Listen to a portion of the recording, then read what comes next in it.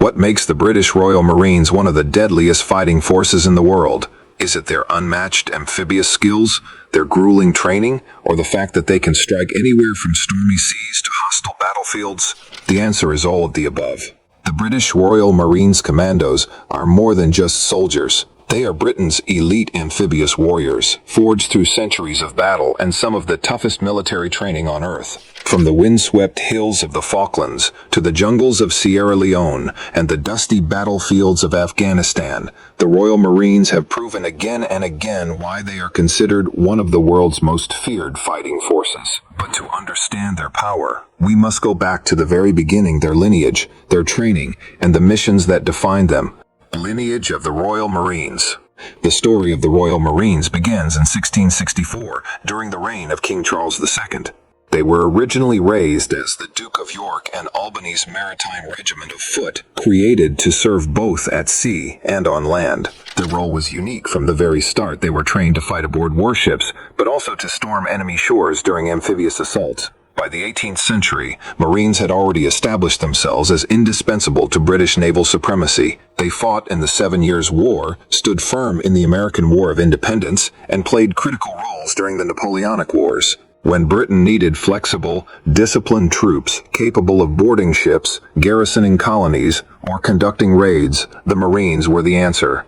In the 19th century, they continued to serve with distinction across the globe, from the Crimean War to campaigns in China and Africa to protecting British interests in far-flung corners of the empire. Their reputation as adaptable warriors only grew, and by the 20th century, their destiny as an elite amphibious force became clear. During World War I, they fought at Gallipoli and other brutal campaigns, but it was World War II that transformed the Royal Marines into the modern commandos we recognize today. They became specialists in raids behind enemy lines, launching amphibious strikes on occupied Europe, and taking part in the D-Day landings of 1944. After the war, as Britain's global role shifted, the Marines adapted once again, developing expertise in Arctic warfare in Norway, jungle warfare in Malaysia and Borneo, and desert warfare in the Middle East.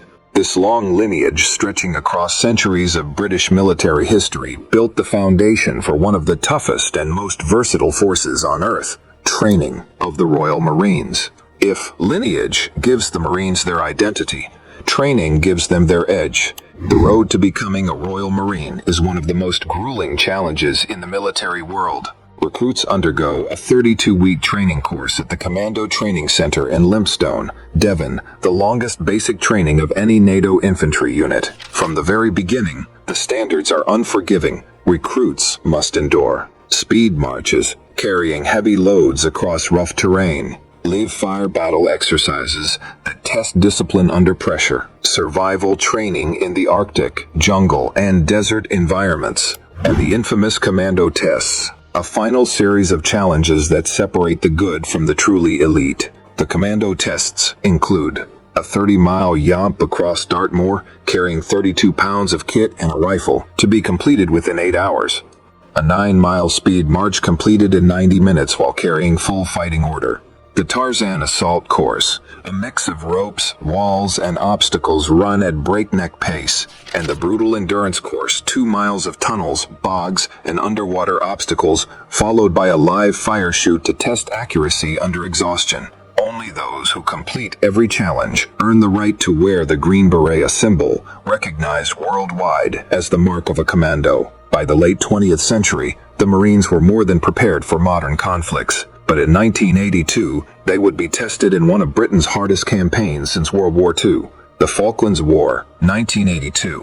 In April 1982, Argentina invaded the Falkland Islands, a remote British territory in the South Atlantic. With little warning, Argentine forces overwhelmed the small Royal Marine garrison on the islands. But Britain would not give them up without a fight. Within weeks, a naval task force was sailing south, carrying Royal Marines and paratroopers who would spearhead the counterattack. The campaign became a showcase for Royal Marine skill. On May 21st, they carried out amphibious landings at San Carlos Bay, establishing a beachhead under relentless air attack.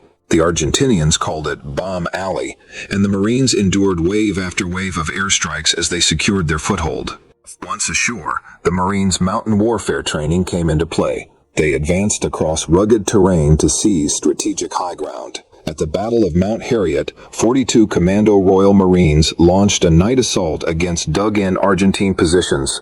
Moving silently across difficult ground, they surprised the enemy and drove them from their strongholds after fierce close-quarters combat.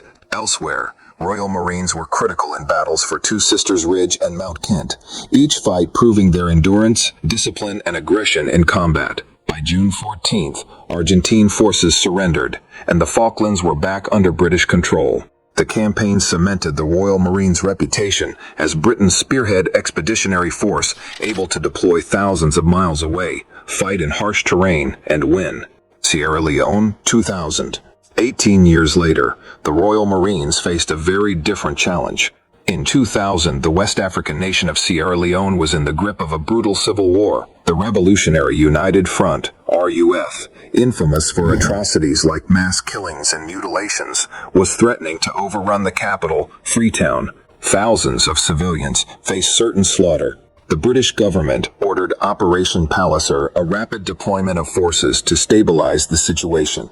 Royal Marines were at the center of the mission. Arriving with speed and precision, the Marines secured Freetown's airport, protected British and foreign nationals, and began patrolling key areas of the city.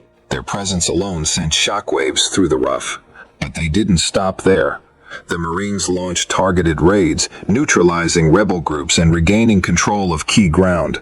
At the same time, they began training the Sierra Leone Army, strengthening the country's ability to defend itself. The operation was a success. Within weeks, the capital was secure.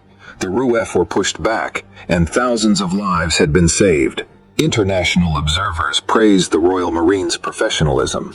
Sierra Leone was stabilized, and Britain's intervention became a model for how a small but elite force could change the course of an entire conflict.